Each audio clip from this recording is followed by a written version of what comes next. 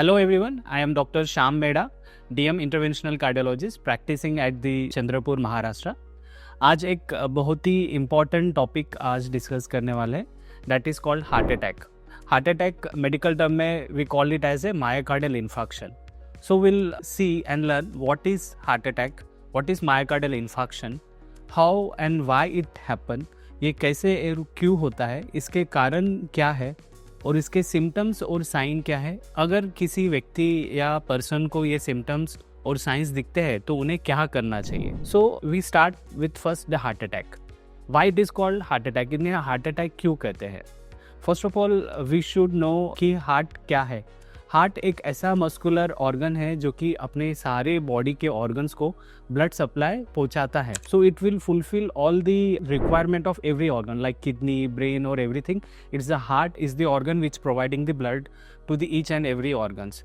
So if the heart is also is having its own blood supply, heart को भी एक ऐसा blood supply है जो हार्ट के मसल्स को ब्लड सप्लाई पहुंचाता है, उसको हम कहते हैं कोरोनरी आर्टरीज। सो कोरोनरी आर्टरीज एक ऐसा ब्लड सप्लाई है जो कि हार्ट को पहुंचाता है। So what happen in heart attack, ये कोरोनरी आर्टरीज जो ब्लड के वेसल से हार्ट को, उनमें ब्लॉकेजेस निर्माण होते हैं। जो 100% अगर ब्लॉकेज वो हो जाता है तो वो हार्ट अटैक होता है। क्या ये हार्ट अटैक एक दिन, एक मिनट या कितने समय में डेवलप हो सकता है। The word itself is a attack. ये अपने बॉडी में या ब्लड के सप्लाई को रोकने का विद इन अ मिनट्स हो जाता है, इसलिए ये इमिडिएटली सिम्टम्स आते हैं। आपके मन में कई क्वेश्चन होंगे या सवाल होंगे, ये पेशेंट या ये व्यक्ति को तो कुछ भी सिम्टम्स नहीं थे और सडनली आज ये कैसा इनको अटैक आ गया।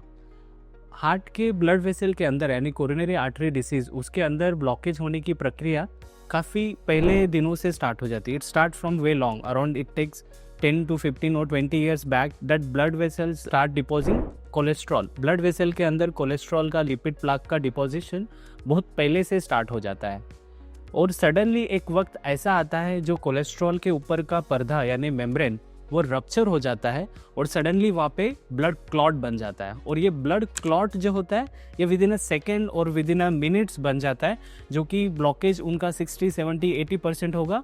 अभी मेम्ब्रेन ऊपर का पर्दा फटने के वजह से वो पूरा 100% में कन्वर्ट हो जाता है और पेशेंट को इमिडिएटली सिम्टम्स स्टार्ट होते हैं।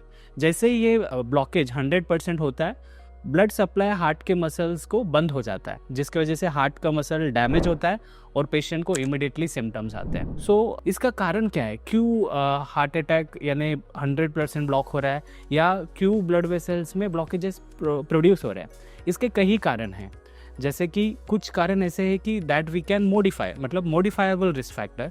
कुछ कारण ऐसे हैं कि जिसको अपन चेंज बिल्कुल नहीं कर सकते। So first we will learn non modifiable risk factor. Non modifiable risk factor हैं जिन्हें अपन चेंज नहीं कर सकते, जैसे कि gender. Male gender has the highest risk. Age, once the age is crossed above 40, 45, 60, now previously it was the 60 years male, now even आप देख सकते हो यंग जनरेशन में भी हार्ट अटैक का चांसेस बढ़ रहा है। So first is the gender, second is the age and third is the hereditary, genetic. Indian और एशियन पॉपुलेशन का जेनेटिक इस तरह है कि वो हार्ट अटैक के लिए ज़्यादा प्रोन है। If compare to the European population, Indian Asian population has highest propensity to cause the heart attack. उनके ब्लड में जीन्स इस तरह बने हैं कि जो हार्ट अटैक के लिए जो ब्लॉकेज एंड कोलेस्ट्रॉल डिपोजिशन जो कोरोनरी आर्टरीज में होता है ये ज़्यादा होता है। ये हो गए नॉन मॉडिफाइबल रिस्क फैक्टर, इन्हें चाह के भी अपन चेंज नहीं कर सकते। But the good thing is we have a modifiable risk factor. ऐसे भी कुछ रिस्क फैक्टर है जो अपने हाथों में है, we can control that. What are they? The first and foremost is the lifestyle risk factor such as hypertension यानी उच्च रक्तदाब, जिसे हम सादे भाषा में बीपी कहते हैं। सेकेंड इज द शुगर यानी डायबिटीज़। अनकंट्रोल अगर किसी डायबिटीज़ है या हाइपरटेंशन यानी बीपी है, it is also one of the risk factor for the causing blockages inside the heart blood vessel. Third is the addiction in the form of tobacco chewing, smoking or drinking alcohols. These all are the modifiable risk factor. Fourth one is the obesity. Motapan, it's also causes deposition of the cholesterol in the blood vessel. And lastly, dyslipidemia. Dyslipidemia means increase cholesterol level हमेशा high रहना। अगर आपके body में cholesterol excess में रहेगा, ultimately going to be deposit somewhere. So ये आपके heart के ब्लड वेसल में जाके डिपॉजिट होगा और वहाँ पे ये ब्लॉकेजेस कॉज करेगा। इसके अलावा भी कुछ रिस्क फैक्टर ऐसे ही कि जो नए हैं, नए इन द सेंस कि आने वाले मीन्स अभी के जनरेशन के हिसाब से ये डेवलप हुए हैं, जैसे environmental risk factor, air pollution is all the new and the newest risk factor in cities and all. We are exposing to the pollutant air that also causing the various type of the heart diseases, and heart attack or the myocardial infarction is the leading cause of that. इसके अलावा कुछ नए test में पाया गया है कि raised lipoprotein, raised HSCRP level, homocysteine level, अगर किसी पेशेंट के ये पैरामीटर्स अगर बढ़ के रहते हैं, this can also cause various blockages और deposition of cholesterol in the blood vessel.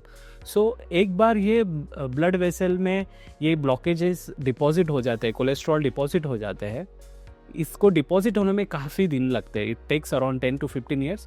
But heart attack होने के लिए क्या ज़रूरी है, जो लिपिड मेम्ब्रेन यानी कोलेस्ट्रॉल के ऊपर का जो मेम्ब्रेन है जिसे प्लाक कहते हैं, अगर वो रप्चर हो जाता है, उसमें से ऐसे कुछ प्रोडक्ट्स निकलते हैं, कोलेजन एक्सपोज होता है जो कि ब्लड क्लॉट को आकर्षित करता है, and it causes 100% block suddenly, and it causes myocardial damage, myocardial infarction and causes symptoms. So अब तक अपन ने देखा है कि मॉडिफाइबल और नॉन मॉडिफाइबल रिस्क फैक्टर्स के बारे में। सो एक वन थिंग इज़ कि नॉन मॉडिफाइबल रिस्क फैक्टर अपने हाथ में नहीं है, genetic, family history and the age we can't control, but what we can control is the modifiable risk factor.